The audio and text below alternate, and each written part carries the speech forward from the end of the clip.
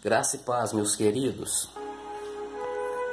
Se você puder abrir a Bíblia no Evangelho de Jesus Cristo, segundo o evangelista João, será muito produtivo. Então vamos ler João capítulo 18, vou ler apenas um versículo para tentarmos ser breve. Versículo 10 diz assim: Então Simão Pedro, que tinha espada, desembainhou-a e feriu o servo do sumo sacerdote, cortando-lhe a orelha direita. Muito bem. Quem pensa que Jesus chamou ou escolhe pessoas perfeitas, está enganado ou enganada. Porque Jesus investiu em 12 homens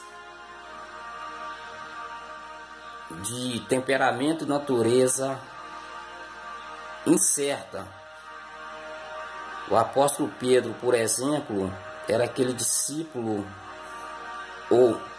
ou seja, antes dele ser discípulo, ele tinha uma empresa de pesca e era aquele empresário que tinha maior facilidade de liderar, de conversar.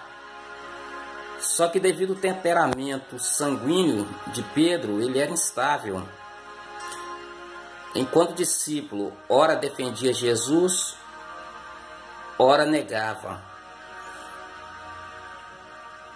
Ora não se identificava como discípulo, ora dizia que se precisasse morreria com Jesus. Mas, de acordo com a Bíblia, quando o galo cantou 3 vezes, Pedro negou Jesus.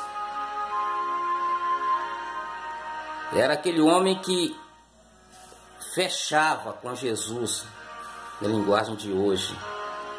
Mas no momento de dificuldade e turbulência, ele não queria se identificar como discípulo, como servo de Deus. Você conhece alguém assim? Pois é. Mesmo assim, Jesus não o abandonou. Eu poderia falar de todos os discípulos, mas devido ao tempo e ao espaço, não será possível. E aqui no versículo 10, naquele momento angustiante de Jesus, ele estava prestes a ser julgado e posteriormente crucificado. Pedro, numa atitude de precipitação, tira a espada da bainha e corta a orelha do sumo sacerdote, de nome Malco. E Jesus apoiou a ideia de Pedro, a atitude de Pedro, mesmo no intuito de defendê-lo? Não. Jesus pediu que Pedro embainhasse a espada, e o próprio Jesus pegou a orelha e colocou no lugar, colou a orelha novamente. Pedro precisava ser trabalhado, a personalidade e o temperamento de Pedro precisava ser trabalhado.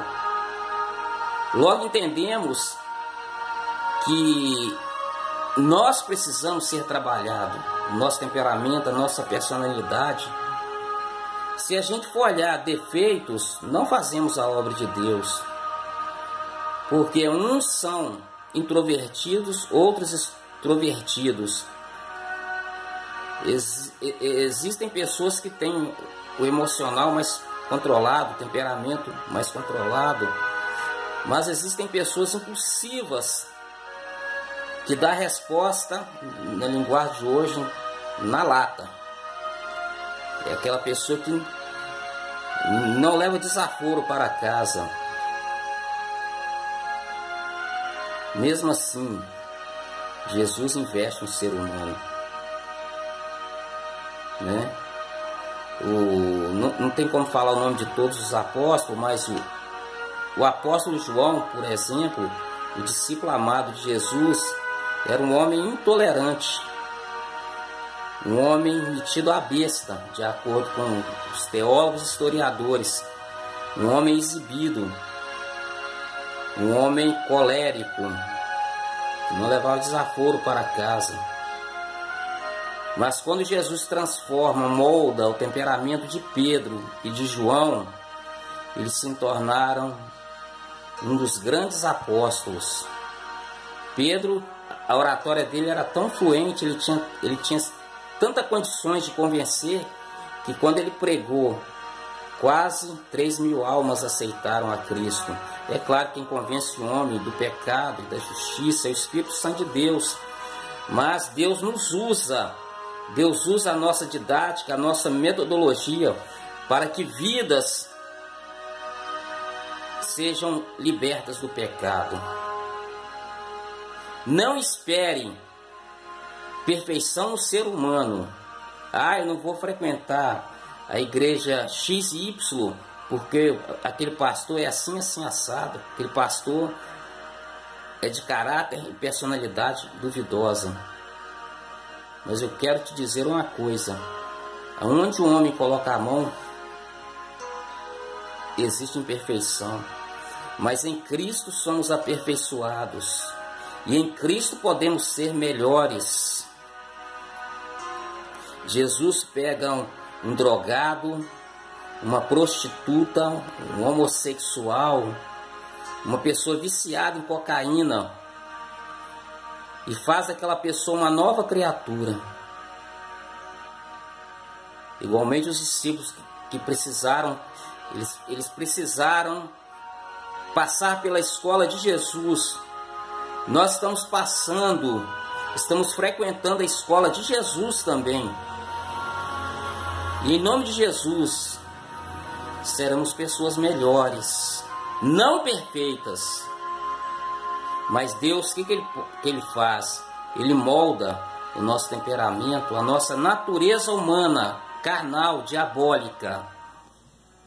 E usa os nossos talentos, o nosso temperamento, seja introvertido ou extrovertido, para a glória de Deus.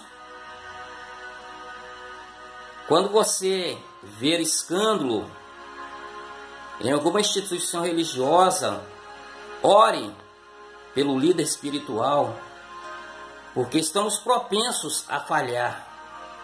É claro que nós não devemos concordar com a prática do pecado, da corrupção, mas querendo acertar, erramos,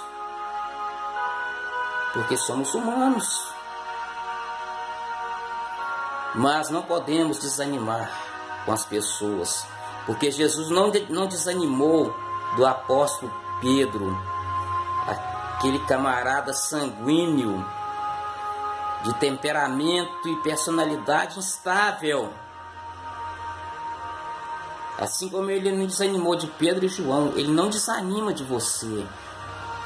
Se você errou, peça perdão, porque Deus não está com os ouvidos tapados e Ele não está com as mãos encolhidas para não te abençoar. Ele quer te abençoar. Você pode ser uma joia preciosa nas mãos de Deus, mas a joia precisa ser lapidada pelo orível, pelo lapidador. O Espírito Santo, ele quer lapidar o seu temperamento, a sua personalidade. Perfeição não, mas vontade de mudança sim. Sentimos o desejo de melhorar cada dia mais, senão a vida perde o sentido. Mas não merecemos adoração, porque o único que merece ser adorado é Jesus, porque somos imperfeitos. Nem o anjo aceitou a adoração quando João se prostrou na ilha de Patmos. Diante do anjo, ele falou: não faça tal, porque eu sou teu conservo. Adore a Deus, tá? Nós fomos criados um pouco menor que os anjos, mas Deus nos coroou de glória e graça, tá? Tudo que fazemos, tudo que falamos no sentido espiritual é para a glória de Deus. Deus está me usando neste momento, mas Ele pode te usar também de várias formas. Ele pode usar o talento que você tem, a aptidão que você tem para o reino espiritual. É só você dar lugar, tá? Jesus, ele pega um apóstolo Pedro, sanguíneo, ele pega um João, colérico, né, e fleumático também, ele pega um apóstolo Paulo, colérico, ele pega um Judas, que infelizmente suicidou, perfeito. Inclusive Judas era o que tinha o psicológico e emocional mais equilibrado, o resto era tudo doido, no sentido pejorativo. Ele pega um Tomé que é incrédulo, duvidoso, e faz aqueles homens um dos melhores apóstolos. Aqueles apóstolos revolucionaram o mundo com o poder da palavra. Então, igreja, no sentido de CNPJ, e no sentido de pessoas também, é lugar de recuperação. Que o grande oleiro quebra as nossas vidas e faz de novo. Pega aquele vaso de desonra e faz um vaso de honra, tá? Então as pessoas falam assim: fulano era safado, promíscuo, ladrão, criminoso, agora fica na igreja pagando de pastor, de crente. Mas é assim mesmo, meus queridos. Deus precisa dos ruins, porque os sãos não necessitam de remédios, e sim os doentes. Ele veio buscar e salvar aquele que se havia perdido. Ele pega um José Marcos, cheio de defeitos, ele pega Maria, ele pega João e faz daquela pedra suja uma joia preciosa.